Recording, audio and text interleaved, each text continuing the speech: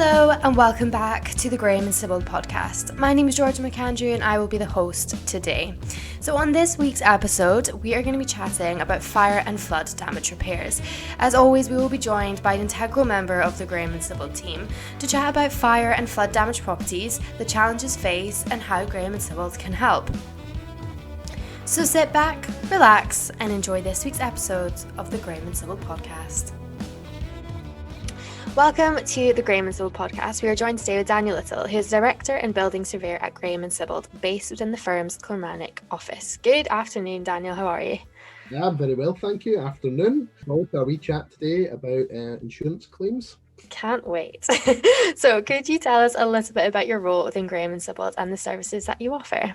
I certainly can. So, as you mentioned, I'm a director within the Graham Sibbald Building Surveying Department. I've been with Graham Sibbald for about 5.5 years now, and I have going on about 17 years experience. Now, I'm mostly based in our Kilmarnock and Glasgow offices, covering pretty much all of the UK as necessary. And I form part of the wider team of approximately 29 building surveyors, quantity surveyors, project managers and architects. And my role generally involves the day-to-day building surveying work that we undertake, but also assisting the overall management of the team and overseeing the services that we provide across Scotland.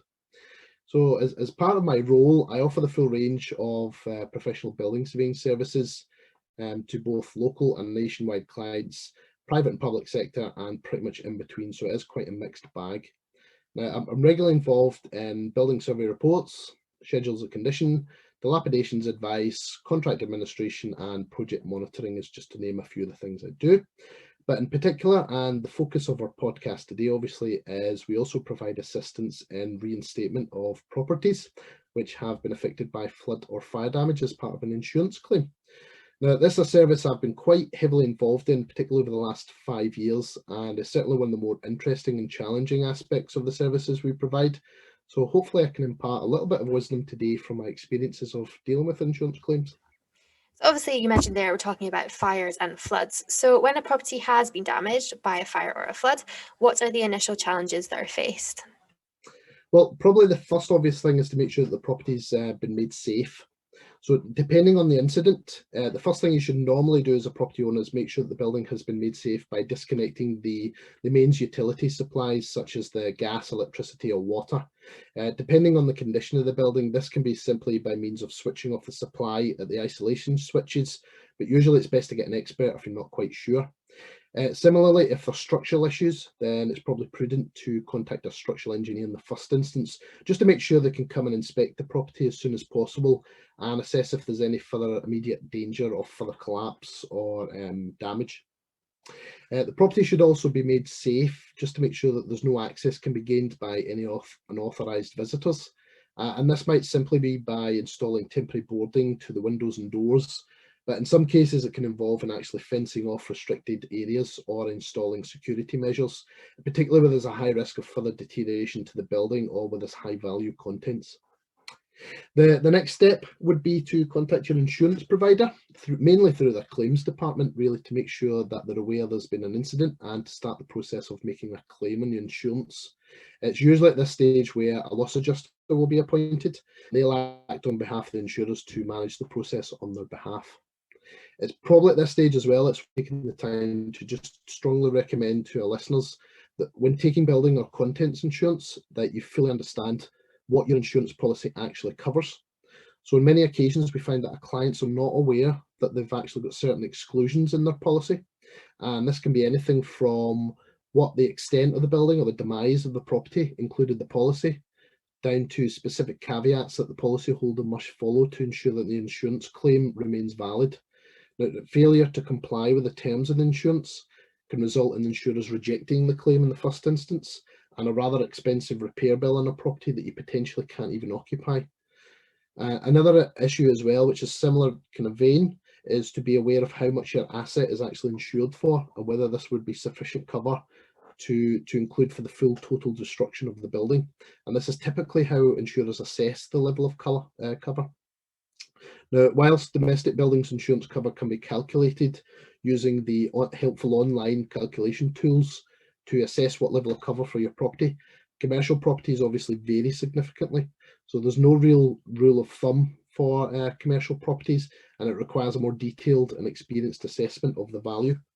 Now, as professionals, we always recommend to our clients that they have a full reinstatement valuation prepared, probably no later than every 5 years, just to make sure the insurance value is correct.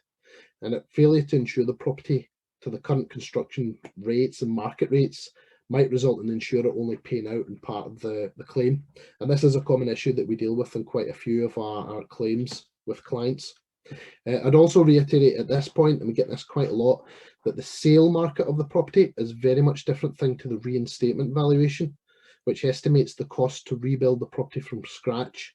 And this will include things like demolition and professional fees. This is a very different thing to what the market value of the property would be if you were to sell it. So if you manage to overcome those hurdles, then the next stage is where the insurer accepts your claim for reinstatement. And the next stage would be to seek assistance in trying to identify the scope of the works that needs to be done to reinstate the premises and repair the damage. So this is where the building surveyor comes in, and we can assist in identifying what works are required, the anticipated costs, preparing the documentation or tender documents for getting prices from contractors, and the building surveyors can then manage the process from start to finish of the reinstatement of the works. Now, more often than not as well, any professional fees associated with a surveyor or a structural engineer can also be recovered under the terms of the insurance claim. Lots of really useful advice and points there. How do you identify risk and keep yourself and your team safe? So this is something that we have to look at each project, not just insurance claims, but each individual reinstatement project can vary significantly, and it depends really on the circumstances of the incident and the subsequent condition of the premises. There are quite a few factors we need to look at. Some of them will be such as the location of the premises and whether the neighbouring premises are affected. Does the building pose a health and safety risk to the public? Is there a possibility of further collapse or deterioration? Are there any hazardous materials on site? Is the premises in a condition where safe access can be provided for our surveys? Have all the services been isolated? And does access have to be restricted into and around the building? So there are various risk factors and considerations that we need to take into account. So the first thing we do is we prepare a desktop risk assessment of the property, and this is based on the initial desktop information that we have to hand. We then follow this up when we arrive on site with a further more detailed visual risk assessment once we can actually see the condition of the building. So for instance, if we can see that the floor and ceiling joists are damaged, then obviously we have to factor that into our assessment. Now, to add into the mix, obviously the last year there's been the COVID restrictions as well, which has added an extra tier of complication in terms of ensuring our surveyors and consultants are kept safe on site. So we currently adhere to the ongoing government guidance in regards to provisions of face coverings and social distancing and hand sanitizer and washing hands and so on, and we review that on a regular basis. We also follow the standard RICS practice guidance notes from Surveying Safely, and that provides detailed procedures and suggestions on how to safely undertake our inspections on site. Now, where there are instances where there are particularly high risks or hazards, we'll also prepare a brief outline method statement, just detailing to all of the relevant survey staff how we intend to undertake a particular task or inspection. And obviously any other inspections are undertaken using full equipment, including hard hats, high-vis vests, boots, gloves, visors as necessary as well. And typically we might also want to take further measures just to restrict access to the property after the incident, just to make sure that there's no intruders walking onto site as well. And I can imagine that with fire and floods, the damage can be quite extensive. So what is a typical timeline for undertaking a project to repair a property after it has been damaged? So again, this can ultimately depend on the nature of the property and the extent of the damage. However, it's not unusual for a significant fire claim to take over a year to process and instigate the remedial works. So each insurer and loss adjuster has different ways how they perform their role essentially, but generally it can be quite a lengthy process of accountability and approval through the insurers and loss adjusters and so on. So from the date of incident to the scoping survey, through the tender process and undertaking the works on site, generally most small and medium-sized claims will take typically between 6 and 12 months from the date of the incident through to completion. And again, this will be assessed on an individual basis and can vary significantly. This is where it is critical to ensure that you have relevant insurances to cover for the likes of also your contents and business interruption. So as you can appreciate, being unable to access the premises, particularly in a commercial property for a period of 6 to 12 months, can cause obviously significant interruption and financial losses to the business.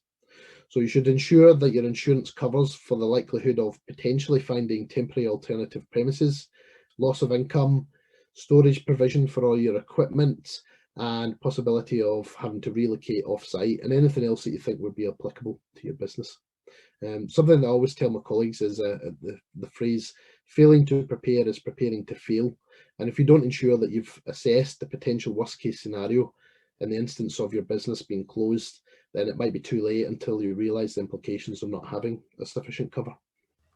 Yeah, and I can imagine that would be stressful, to say the least. If anyone does find themselves in this situation where they require these services, where can they find out more and can they get in touch with you? Absolutely. If you do find yourself having to make a claim due to a insurable incident, we have a wide range of experience in working through the process of working with loss adjusters and directly with insurers. And normally as building surveyors, we undertake the contract administrator's role, and that will generally involve undertaking an initial inspection to scope up the level of the work required. We then prepare tender documents for pricing, complete the tender process, report to the loss adjusters, and then manage the process from start to finish right through. And normally we liaise directly with the insurers and the loss adjusters. So again, if you require assistance, just feel free to contact us at our Kilmarnock office, or alternatively you can email me directly at daniel.little@g-s.co.uk, and I'll be delighted to advise you in the first instance on the best course of action to try and progress matters. Brilliant. Well, thank you so much, Daniel. It's been a pleasure to chat to you today. You're welcome. Thanks very much. Thanks for your time. Well, another big thanks to Daniel for giving us his time. As Daniel did say, you can go to our website, www.g-s.co.uk, and don't forget you can always check out our other GNS podcasts on our YouTube channel. Thank you so much for listening today, and do stay safe.